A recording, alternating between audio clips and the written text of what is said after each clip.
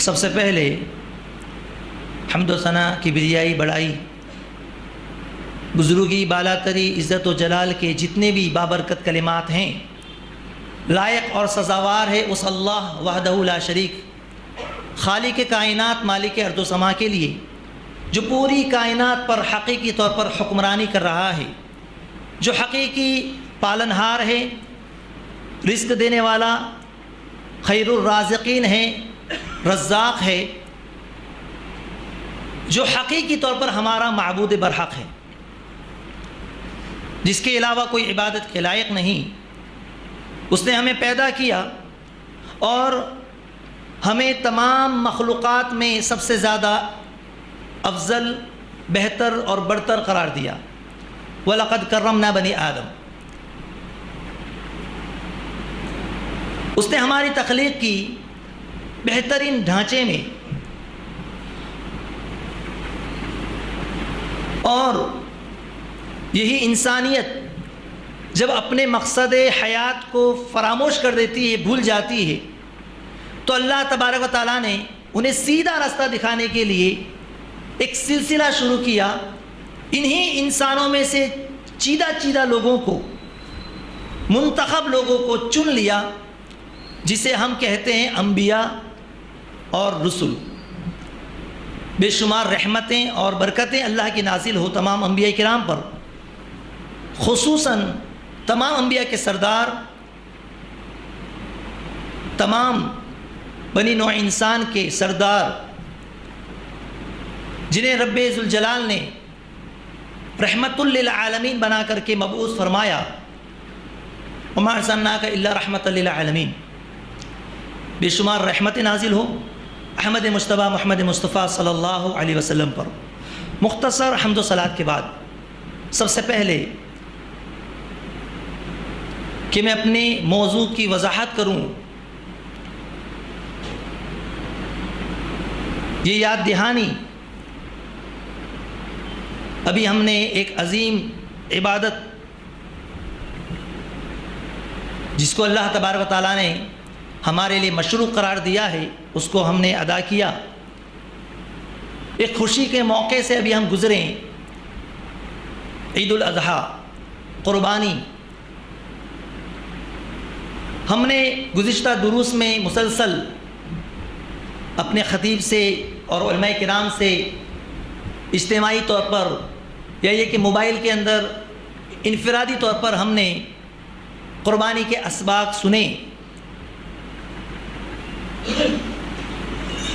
میں اپنی بات کا آغاز اسی ایک بات سے کرنا چاہتا ہوں کہ پیارے نبی صلی اللہ علیہ وسلم نے قربانی کے اندر یہ حکم دیا کہ قربانی کس کی قبول ہوگی؟ تقوی، اخلاص، للہیت، یہ تو سب اپنی جگہ پر ہے۔ سب ہونے کے باوجود بھی اگر کوئی شخص قربانی کرتا ہے عید الاضحیٰ کی نماز سے پہلے، حکم کیا ہے؟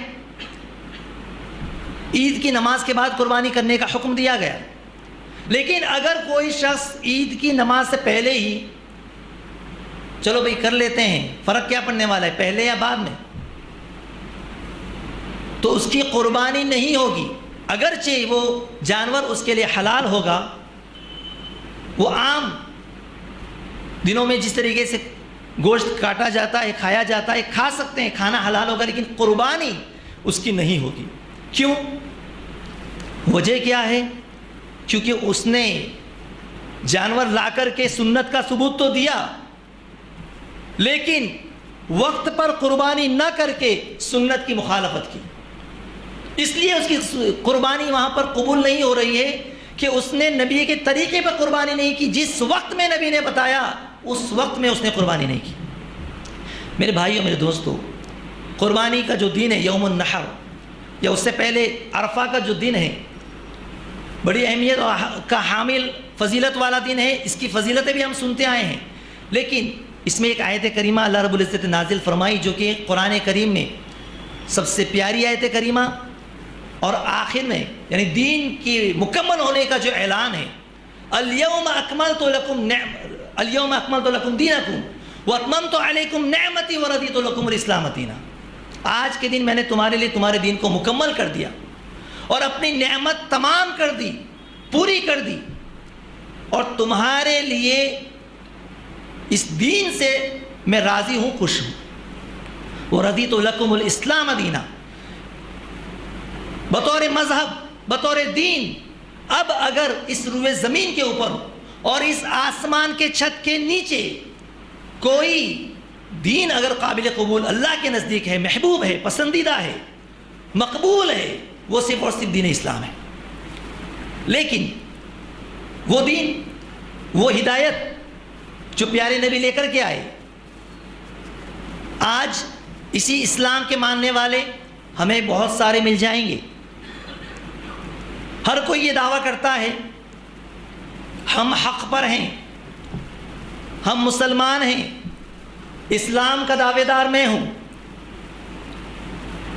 چاہے اس کے پاس عقیدہ نہ ہو، چاہے اس کے پاس عمل نہ ہو، چاہے اس کے پاس طریقہ نہ ہو، لیکن دعویٰ سب کے پاس ہے۔ اور قرآن کریم بھی یہی کہتا ہے کل حزب بما لدیہم فرحون، ہر جماعت، ہر فرقہ، ہر پارٹی، ہر قوم، اس کے پاس جو کچھ ہے اسی میں وہ مگن ہے، وہ خوش ہے۔ ہر کسی کا دعویٰ یہ ہے کہ ہم حق پر ہیں، ہر کوئی یہ سمجھتا ہے کہ ہمارے پاس حقیقی اسلام ہے۔ اسلام، اللہ تبارک تعالیٰ اسلام سے راضی ہے، خوش ہے۔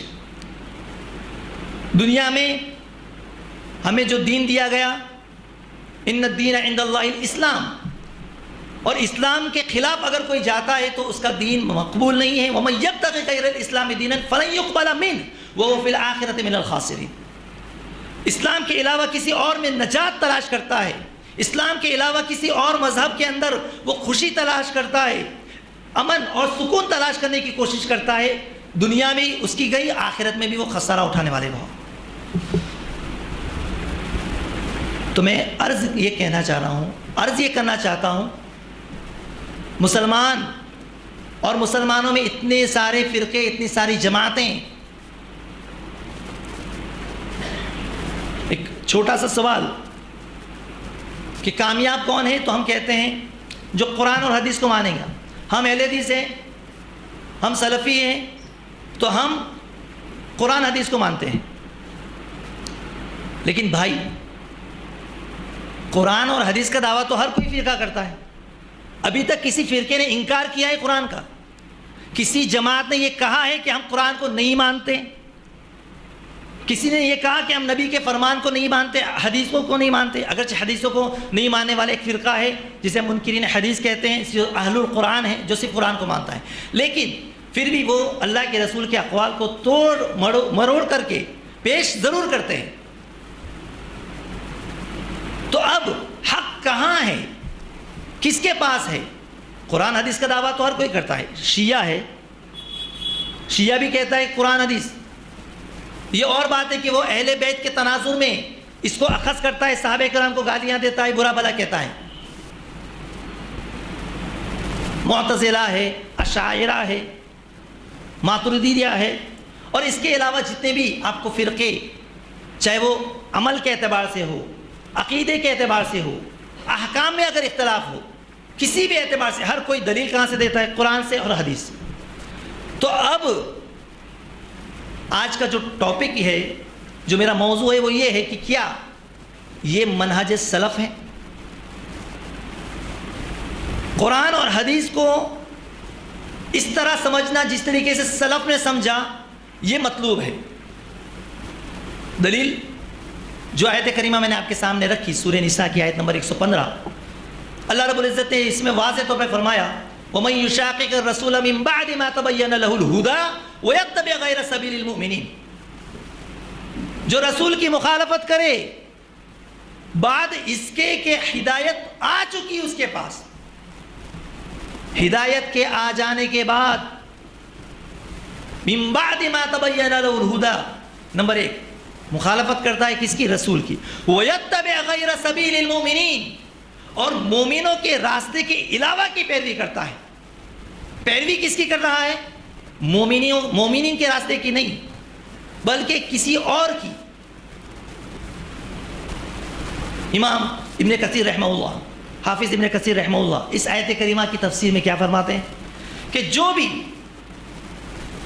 رسول اللہ صلی اللہ علیہ وسلم جو دین لے کر کے آئے، جو شریعت لے کر کے آئے، اس راستے کو چھوڑ کر کے کسی اور راستے پہ چلتا ہے، یہی مخالفت ہے۔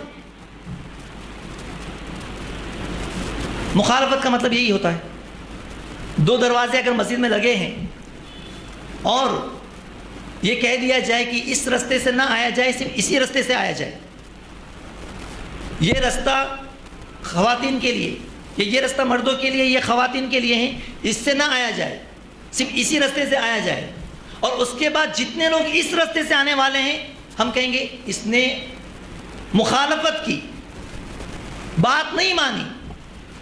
تو رسول کی مخالفت بھی یہی ہے، رسول نے جو رستہ بتایا، جو طریقہ بتایا، جو منہج بتایا، اس رستے کو نہ مان کر کے اس کے علاوہ جو پگڈنڈیاں ہیں، ادھر ادھر کے جو راستے ہیں، اس پر چلنا اور اس کے ذریعے سے اللہ تبارک تعالیٰ کو اس کی عبادت کے طریقے کو حاصل کرنے کی کوشش کرنا، یہی میرے بھائی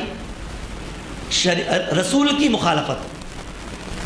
ایسے تو قرآن کریم میں اللہ رب العزت نے جہاں اللہ کی اطاعت کا تذکرہ فرمایا وہاں رسول کی اطاعت کا تذکرہ فرمایا، اطیعوا اللہ واطیعوا الرسول، اللہ کی اطاعت کرو اور رسول کی اطاعت کرو۔ لیکن اس آیت کریمہ میں اللہ رب العزت نے خصوصی طور پر رسول کی مخالفت کرنے پر وعید سنائی ہے، جہنم کی وعید سنائی۔ تو ایک تو یہ، اور دوسرا یہ کہ جو بھی رسول کی مخالفت کرے گا، ظاہر سی بات ہے وہ اتباع کس کی کرے گا؟ وَيَتَّبِعْ غَيْرَ سَبِيلِ الْمُؤْمِنِينَ، مومنوں کے راستے کے علاوہ کی پیروی کرے گا۔ اور اس آیت کریمہ میں مومنین سے مراد صحابہ کرام ہیں۔ رسول کی سب سے زیادہ اتباع کرنے والے، سب سے زیادہ پیروی کرنے والے کون ہیں؟ صحابہ کرام ہیں۔ دین جو حاصل کیے، سب سے پہلے نبی کریم جناب محمد رسول اللہ صلی اللہ علیہ وسلم کی زبان رسالت سے بلا کسی واسطے کے، بالواسطہ مشافہتاً، ڈائریکٹلی اگر کسی کے کان میں نبی کے وہ بابرکت مبارک زبان سے نکلے ہوئے بابرکت کلمات اگر کسی کے کانوں میں پڑے تو وہ کون سی جماعت ہے میرے بھائیوں؟ صحابہ کرام کی جماعت ہے۔ صحابہ کرام کی وہ جماعت، الصحابۃ کلہم عدول، عدول، تمام کے تمام صحابہ عادل ہیں، اور یہ مسلمہ اصول ہے۔ کسی کی صحابی کے بارے میں ہم طعن و تشنیع کریں یا کسی کے بارے میں یہ فلاں یہ ایسا ویسا، ہمیں اختیار نہیں، ہمیں حق نہیں پہنچتا۔ تو جو صحابہ کا راستہ ہے، پھر اس کے بعد یہ سبیل المومنین ہے، مومنوں کا راستہ، صحابہ کا راستہ۔ وَيَتَّبِعْ غَيْرَ سَبِيلِ الْمُؤْمِنِينَ نُوَلِّهِ مَا تَوَلَّىٰ وَنُصْلِهِ جَهَنَّمَ وَسَاءَتْ مَصِيرًا، ہم اس کو اسی کی طرف پھیر دیتے جس طرف وہ جانا چاہتا ہے۔ اب جا، دنیا میں اب تو جہاں جانا چاہتا ہے جا، ہدایت تو اب گئی ہے تیرے ہاتھ سے۔ نتیجہ کیا ہوگا؟ زندگی بھر خود گمراہ ہوگا، دوسروں کو گمراہ کرے گا۔ وَنُصْلِهِ جَهَنَّمَ وَسَاءَتْ مَصِيرًا، آخر میں اس کا ٹھکانہ جہنم ہوگا، بہت ہی برا ٹھکانہ ہے۔ تو ہمیں جس طریقے کو چلنے پر کہا گیا ہے، جو راستہ اختیار کرنے کو کہا گیا ہے، سلفیت اور سلف کا راستہ، یہ کوئی نیا راستہ نہیں ہے کہ ہم نے ایک نام دے دیا اور نام دے کر کے، یہ بس ایک منہج ہے۔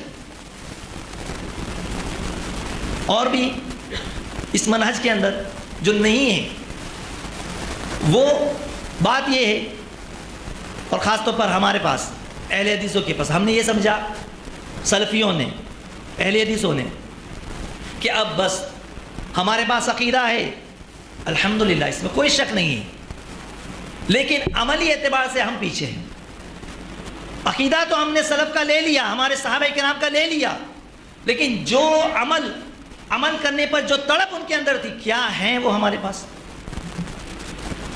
اور لوگوں کا معیار، جو پہچاننے کا معیار، جماعت حق، سلفیت اور اہل حدیث،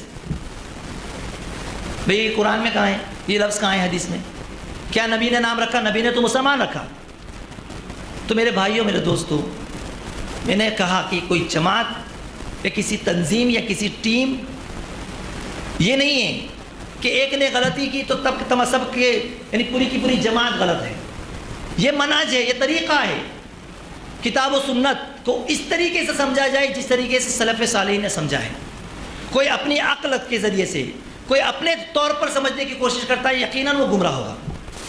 قرآن اور حدیث کو ہم اسی طرح سمجھ سکتے ہیں جس طریقے سے صحابہ کرام نے سمجھا، صحابہ کے بعد تابعین نے سمجھا، تابعین کے بعد تبع تابعین نے سمجھا، اور اس کی شہادت اور گواہی اللہ کے رسول صلی اللہ علیہ وسلم نے الفاظ میں دی، خیر القرون قرنی، سب سے بہترین زمانہ میرا زمانہ، میرے اس دور میں جو لوگ موجود ہیں، جو مجھ سے سیکھنے والے ڈائریکٹلی، وہ بہترین دور ہوگا، وہ بہترین زمانہ ہوگا۔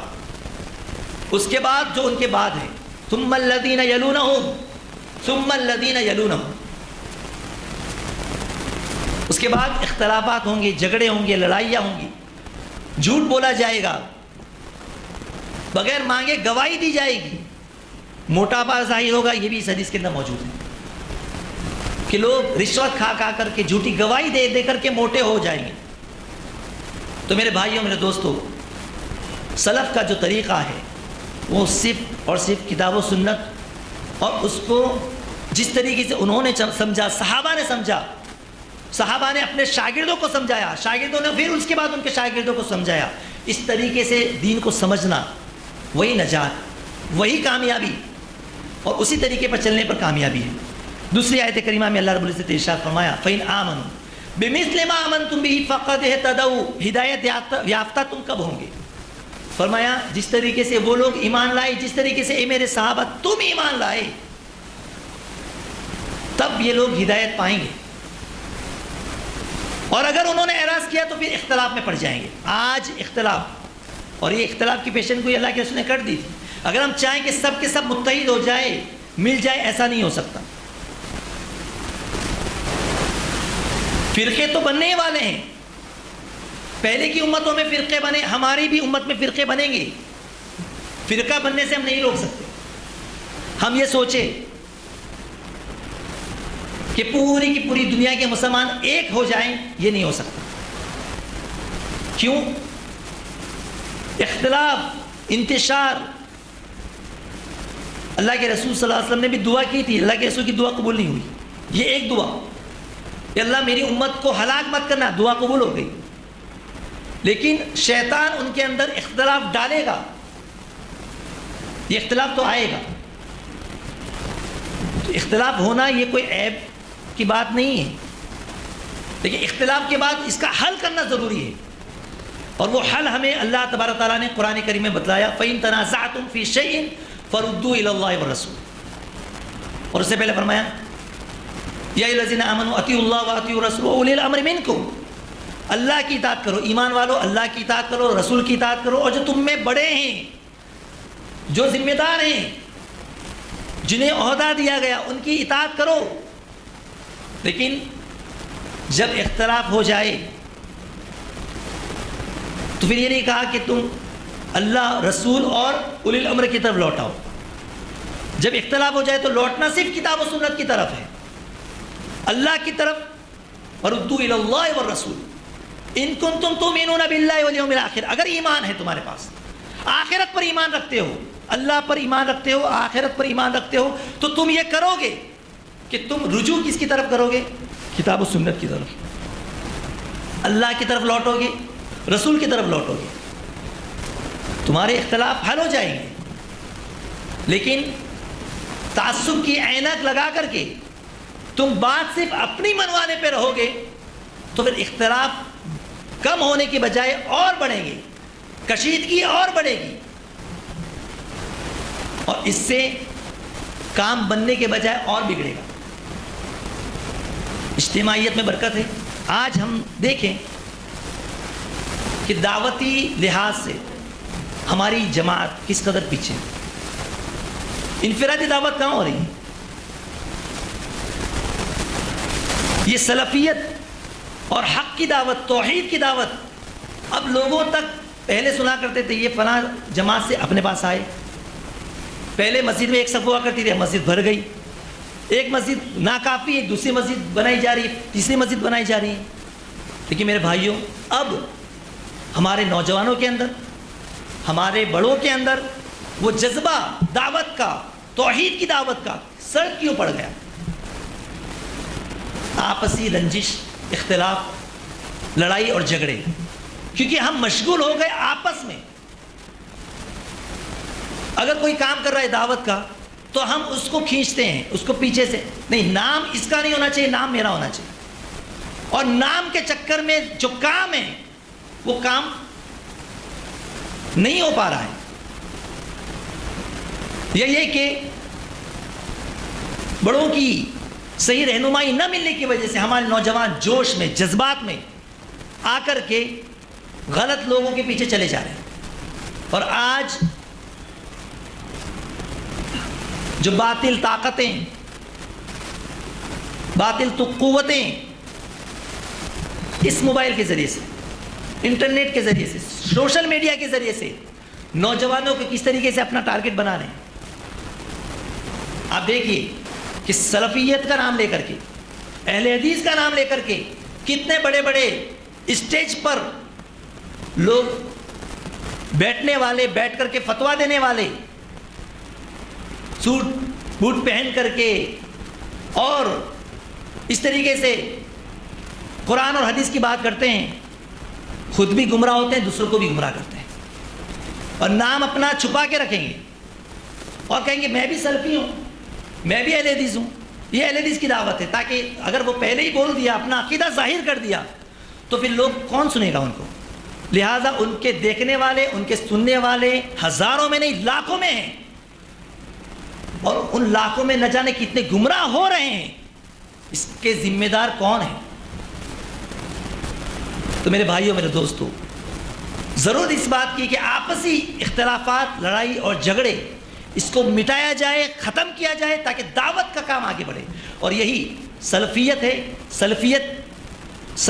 سلف کا طریقہ یہ نہیں کہ آپس میں پارٹی بنا لے۔ اختلاف ان میں تھا، اختلاف ہونے کی وجہ سے اقوال الگ الگ ہے۔ امام شافعی نے یہ کہا، امام مالک نے یہ کہا، امام ابو حنیفہ رحمۃ اللہ علیہ نے یہ کہا، لیکن ہر ایک نے ایک بات کامن کہی، وہ یہ کہی کہ جب بھی صحیح حدیث مل جائے، اذا صح الحدیث فہو مذہب، جب حدیث مل جائے تو میری بات چھوڑ دو، میری بات کو دیوار پہ دے مارنا، لیکن حدیث پر عمل کرنا۔ آج ہم اور ہمارے پاس ایسے بڑے بڑے مقررین کیا کہتے ہیں؟ ہر وہ آیت، ہر وہ حدیث، کل آیت و حدیث یخالف مذہبنا فهو مؤول او منسوخ۔ ہر آیت اور حدیث جو ہمارے مذہب کے خلاف ہے، اس میں تعویل کی گنجائش ہے، یا تو وہ منسوخ ہو چکی ہے۔ اور اس طریقے سے وہ لوگ بات کو گھما پھرا کر کے نوجوانوں کو اپنی طرف کر رہے ہیں، اور بات بات پہ وہ حدیث کا حوالہ دیتے ہیں، قرآن کا حوالہ دیتے ہیں، قرآن کی آیت کو غلط طریقے سے پیش کرتے ہیں۔ قرآن سے ثابت کرتے تھے اللہ کے رسول غیب جانتے ہیں، قرآن سے ثابت کرتے تھے اللہ کے رسول نور ہے، بشر نہیں۔ اس طریقے سے پھر وہ لوگ بلاتے ہیں اور نوجوان جا رہے ہیں۔ ان کی صحیح رہنمائی کون کرے گا؟ ان کو اپنا حق کا راستہ کون بتلائے گا؟ تو اس لیے میرے بھائیوں، میرے دوستوں، سلف کا جو طریقہ تھا، آپس میں اختلاف کے باوجود دلوں میں نفرت نہیں رکھتے تھے۔ وہ اس حدیث پر عمل کرتے تھے، لا تباغضوا ولا تدابروا ولا تقاطعوا وكونوا عباد اللہ اخوانا۔ آپس میں حسد نہ کرو، آپس میں بغض نہ رکھو، آپس میں ایک دوسرے کے خلاف سازش نہ کرو، اللہ کے بندوں ایک ہو جاؤ، مل کر کے جو کام ہوگا وہ تنہا نہیں ہوگا۔ تو اب ہم اگر سلف کے دعوے دار ہیں، اپنے آپ کو کہتے ہیں میں سلفی ہوں، تو طریقہ صحابہ کرام کا اپنائیں، ان کا طریقہ اختیار کریں، دعوت میں، عمل میں۔ آج ہم اہل حدیث ہیں، سلفی ہیں، لیکن دیکھیں اعمال کے اعتبار سے کس قدر بدعات اور خرافات دھیرے دھیرے ہمارے اندر بھی آ گئے۔ رسم و رواج، نام اور دعویٰ بہت بڑا، نبی سے محبت کا دعویٰ، سب کچھ، لیکن جب شادی بیاہ کی بات آتی ہے تو جہیز وہاں پر بھی ہے ہمارے پاس۔ ظلم اور زیادتی ہمارے اندر موجود ہے۔ ہمارے بڑے چھوٹوں پر ظلم کر رہے ہیں کہ نہیں کر رہے ہیں؟ لڑکی والے اگر زیادہ مال و دولت والے ہیں، رسوخ والے ہیں، تو وہ لڑکے پر ظلم کر رہے ہیں، یا لڑکے والے ایک معصوم لڑکی کے اوپر جس کو بیاہ کر کے لے کے آئے اس پر ظلم کر رہے ہیں. آپس میں سمجھ اور فہم نہیں ہے. اور دعویٰ ہمارا عقیدہ. آج ہماری مسجدیں دیکھیے، نماز کی بات لے لیجیے، صحابہ کرام، تابعین، تبع تابعین، کسی کے تعلق سے یہ گمان کیا جا سکتا ہے کہ وہ نماز میں پیچھے رہے ہوں گے؟ صحابہ میں سے اگر کسی کو نماز میں پیچھے سمجھا کوئی ہوتا تو اس کے بارے میں یہ شبہ کرتے تھے کہ کہیں منافق تو نہیں ہو گیا، ایسا شبہ ہونے لگ جاتا تھا. آج دوسری جماعتوں کی مسجدیں بھری ہوتی ہے، ہماری مسجدوں میں وہی 1-2 صف کی مصلی، باقی سب کہاں گئے؟ سلفیت کے دعوے دار سب کہاں ہیں؟ اہل حدیث کے دعوے دار سب کہاں ہیں؟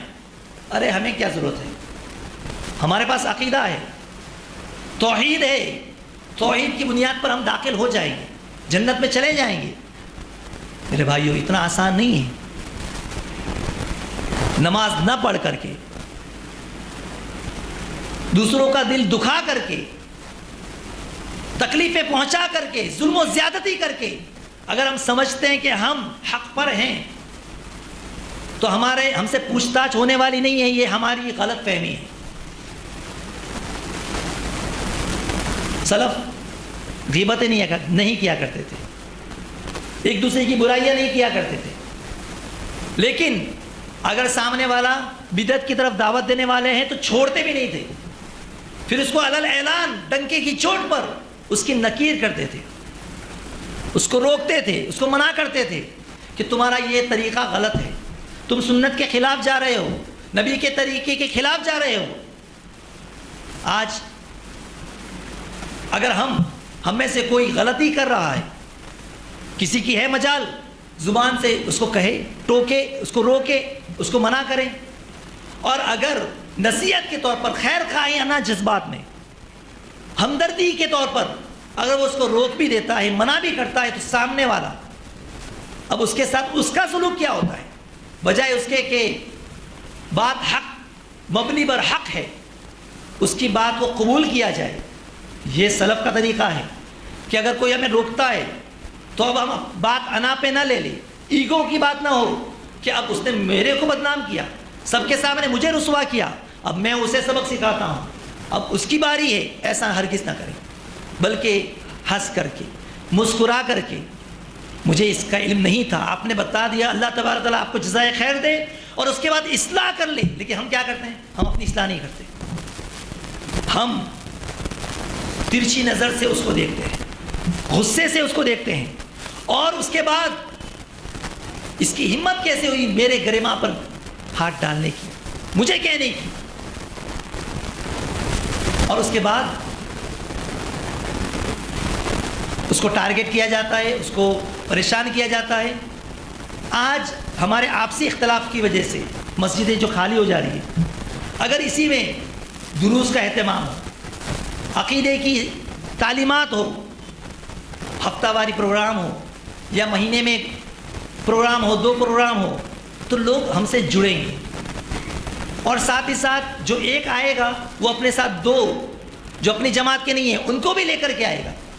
اس کو بھی ہم بتا سکیں گے کہ بھئی توحید کیا ہے.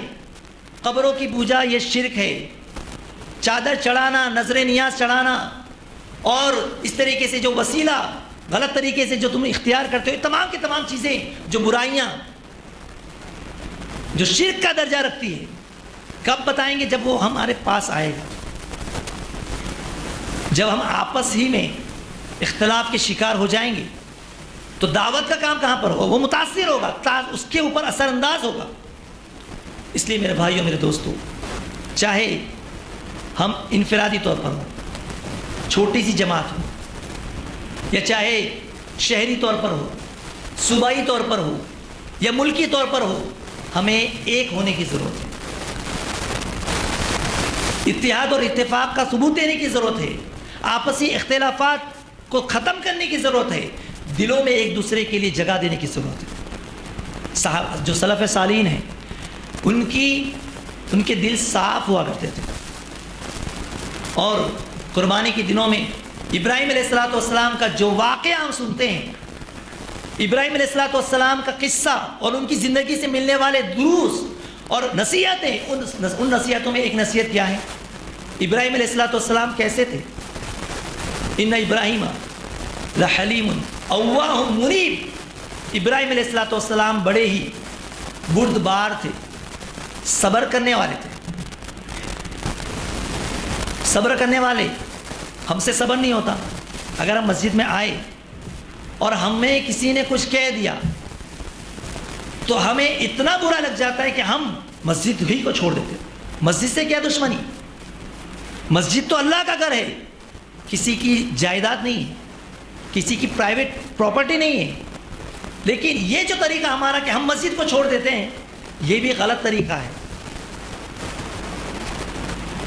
اور جب کسی کو سمجھایا جائے کہ بھئی مسجد سے آپ کیوں نہیں نظر آ رہے، فتنوں سے بچنے کے لیے نماز چھوڑنے کا اچھا بہانہ بنا لی، فتنوں سے بچنے کے لیے ہم مسجد نہیں آتے۔ تو میرے بھائیوں، میرے دوستوں، پیار سے، سامنے والا اگر سخت ہے تو ہمیں نرمی سے، پیار اور محبت سے سمجھانا چاہیے۔ ابراہیم علیہ السلام نے جب نمرود کو سمجھایا اور پہلے توحید کی دعوت دی اور اس کو یہ کہا کہ میرا رب وہ ہے جو زندہ کر سکتا ہے، مار سکتا ہے، تو اس نے بھی دلیل دی، اس نے بھی کہا میں بھی زندہ کرتا ہوں، مارتا ہوں۔ حجت بازی نہیں کی، سمجھ گئے کہ یہ بادشاہ ہے، سمجھنے والا نہیں ہے، فوراً دوسری دلیل دے دی۔ ابراہیم بڑے ہی بردبار تھے، نرم مزاج تھے، اور یہ نرمی ان کے اعمال میں تھی، اللہ کے ساتھ تھی، وہیں پر دنیاوی اعتبار سے انسانوں کے ساتھ بھی تھی۔ حلیم اواہ منیب، بہت ہی زیادہ نرم ہو اور اللہ کی طرف رجوع ہونے والے، اللہ کی طرف لوٹنے والے۔ تو ہمیں بھی چاہیے کہ ہم بھی اللہ کی طرف لوٹیں۔ جب ہم نبی کی اتباع کرتے ہیں، نبی کریم صلی اللہ علیہ وسلم کو حکم دیا گیا ہے کہ ابراہیم علیہ السلام کی ملت کی اتباع کریں، تو یہ تمام کے تمام اوصاف ہمارے اندر آنا چاہیے، تبھی ہماری دعوت دوسروں تک پہنچے گی۔ منہج حق، منہج سلف، لوگ اس سے واقف ہوں گے، صحیح طریقے پر آئیں گے، اور یہی ایمان اور یہی عقیدہ، اسی میں ہم موافق ہیں۔ آپ دیکھیے کہ ہمیں حکم دیا گیا صحابہ کرام کی اتباع کریں، اور بشارت بھی دی گئی۔ اللہ رب العزت نے سورہ توبہ آیت نمبر 100 میں فرمایا، السابقون الاولون من المہاجرین والانصار والذین اتبعوہم باحسان رضی اللہ عنہم ورضوا عنہ۔ سبقت کرنے والے جو لوگ آگے بڑھ گئے ایمان میں، مہاجرین اور انصار میں سے، پھر اس کے بعد جنہوں نے ان کی اتباع کی احسان کے ساتھ، اخلاص کے ساتھ، خلوص اور للہیت کے ساتھ، اچھی طریقے سے ان کی اطاعت کی، فرما برداری کی۔ علامہ سعدی رحمہ اللہ اس آیت کریمہ کی تفسیر میں فرماتے ہیں کہ احسان سے مراد یہاں پر یعنی عقیدے میں، اقوال میں، اعمال میں، جنہوں نے ان کے طریقے پر چلا، صحابہ کرام کے طریقے پر، تو وہ بھی اس تعریف میں شامل ہے، اور جو نہیں چلا وہ ان کی مذمت کی گئی۔ تو عقیدہ ہم نے صحیح کر لیا الحمدللہ، لیکن اب ہمارے اعمال کا ہمیں جائزہ لینا ہے۔ ہمارے اندر ایک دوسرے کے لیے نفرت نہیں ہونی ہے، دعوت مل کر کے کرنا ہے، اور اسی طریقے سے سلف کی دعوت کو آگے تک پہنچانا ہے۔ طعن و تشنیع سے بچنا ہے ایک دوسرے کے اوپر۔ ہم جب دعوت دیں طعن و تشنیع نہ کریں، فلاں ایسا فلاں ایسا، یہ صحابہ کرام کا، سلف صالحین کا طریقہ نہیں تھا۔ بس اپنا جو منہج ہے، جو عقیدہ ہے، جو دعوت ہے، وہ پہنچا دے کہ حق کیا ہے۔ ایک دوسرے کو کافر کہتے ہوئے نہ پھرے، تو کافر ہے، تو مشرک ہے، تو دین سے نکل گیا، یہ اسلام اس کی اجازت نہیں دیتا۔ البتہ ہم اپنا جو مقصد ہے، دعوت ہے، جو منہج ہے، وہ ہم رکھیں۔ اللہ سے دعا ہے کہ اللہ تبارک و تعالیٰ ہمیں منہج حق کو سمجھنے کی توفیق عطا فرمائے، اور عقل کے اعتبار سے نہیں بلکہ اس طریقے سے جس طریقے سے صحابہ کرام نے سمجھا دین کو، اس طریقے سے دین کو سمجھنے کی، اس کے مطابق عمل کرنے کی توفیق عطا فرمائے. دنیا میں جب تک زندہ رکھے، اسلام پر زندہ رکھے، خاتمہ ہو تو ایمان پر ہو. آمین. اقول قولی ھذا واستغفر اللہ لی ولکم من کل ذنب واستغفروہ انہ هو الغفور الرحیم.